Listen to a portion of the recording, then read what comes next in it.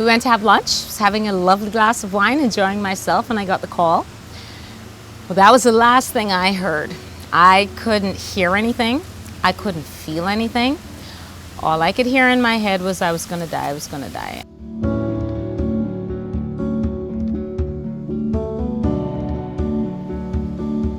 My name is Anjuli Beharry Strand. I'm 51 and I am a breast cancer survivor of 8 years. In 2012, I was 42 and I had a surprise baby.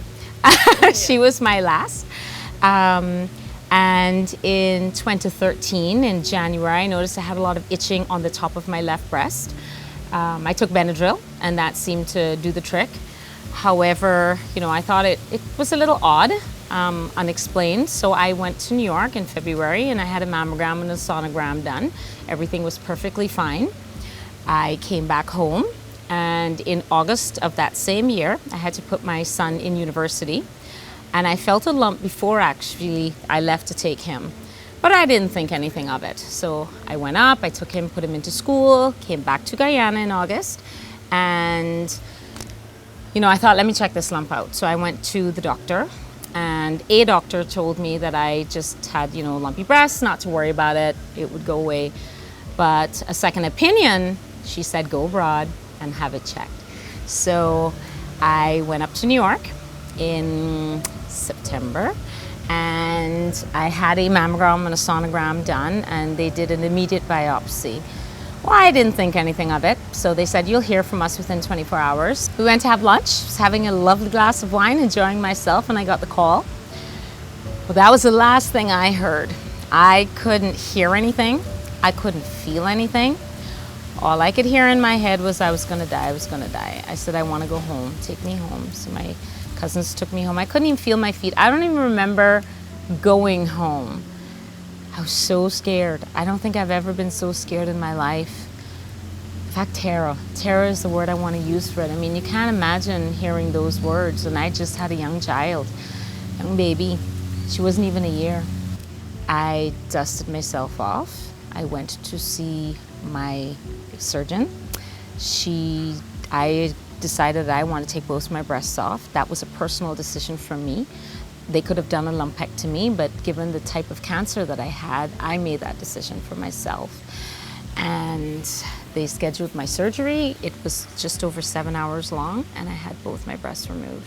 I had tubes sticking out of my chest. I had huge scars across. I didn't look like a girl anymore. I didn't feel like a woman anymore. And not that your body should define who you are, and it doesn't define who I am or anyone else, but it affected me in such a way that I could not even understand. I was so depressed for a very long time. And I came back to start my chemotherapy. And I remember sitting with the doctors and they gave me my treatment plan. I started my chemo. 24 hours after each chemotherapy, I would have to inject myself with Neulasta, which helped the white blood cells produce faster, and that causes a lot of pain. So I remember that pain was tremendous. It would be from the top of my head to the tips of my toes, and I had to take care of my little one. After my second session of chemo, I noticed when I was in the shower that my hair was coming out. How did you feel then?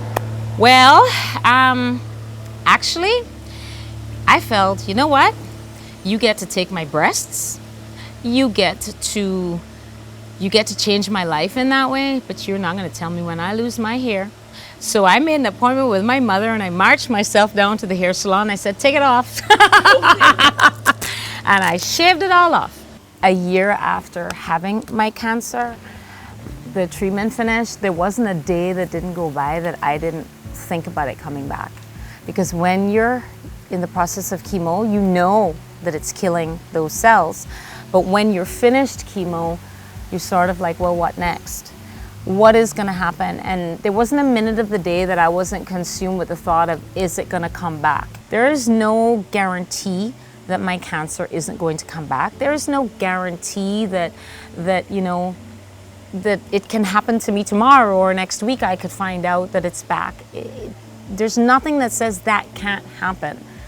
So you're never really free of it.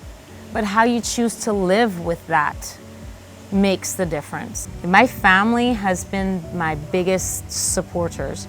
My brother, my sister-in-law, who is my sister, my cousins, my friends, my children, my husband. I can't want for more support. I'm so lucky, and I want that for other women. When I decided to cut my own hair off, that's when I realized that is how you fight. You empower yourself. Yeah, you say, you know what, you get to the curb, Mr. Cancer, get the hell out of here. You're not killing me. I'm going to kill you. I'm taking you down.